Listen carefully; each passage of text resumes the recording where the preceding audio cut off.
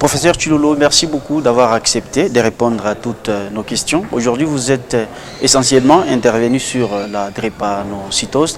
D'abord, pourquoi parler encore de cette maladie aujourd'hui? On a voulu parler de cette maladie dans le cadre d'une campagne de sensibilisation au niveau de la province du Haut-Katanga, parce que c'est une maladie qui constitue un grand problème de santé publique.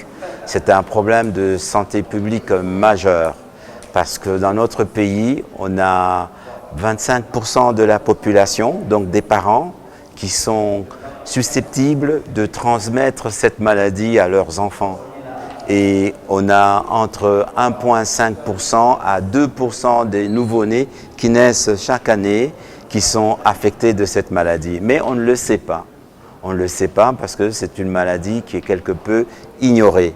Alors que lorsqu'on voit la souffrance qui accompagne cette maladie chez les enfants et dans la famille, on comprend pourquoi ça doit être une priorité de santé publique.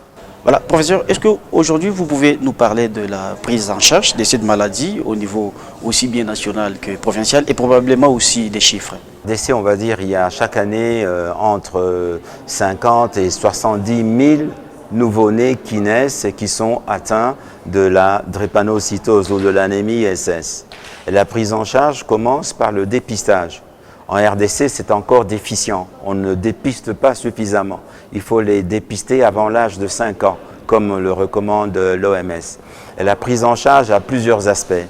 Lorsqu'on connaît qu'un enfant est malade, il est atteint de l'anémie SS, on peut lui donner des vitamines qu'on appelle l'acide folique pour qu'il puisse bien produire le sang. Par ailleurs, comme il est faible devant certains microbes, il faut lui donner des moyens pour résister à ces microbes. Parmi les moyens, il y a les vaccins.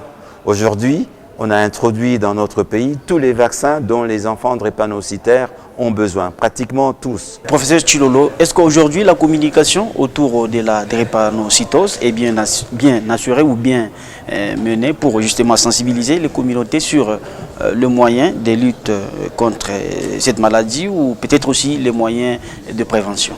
La communication, elle est insuffisante. Moi, je me réjouis que la presse soit présente, dont votre chaîne, parce que justement, c'est à vous, les acteurs de médias, à contribuer à la sensibilisation et au plaidoyer contre cette maladie. Comme je vous l'ai dit, si vous pouvez dédier un peu plus de temps dans vos chaînes à parler de cette maladie, vous aurez contribué à réduire justement l'ignorance de cette maladie et vous allez contribuer au plaidoyer de cette maladie pour que les autorités puissent s'en approprier et pour que le futur, dans les prochaines années, soit beaucoup plus radieux pour nos enfants drépanocytaires. Professeur Chilolo, merci beaucoup d'avoir répondu à nos questions. C'est moi qui vous remercie.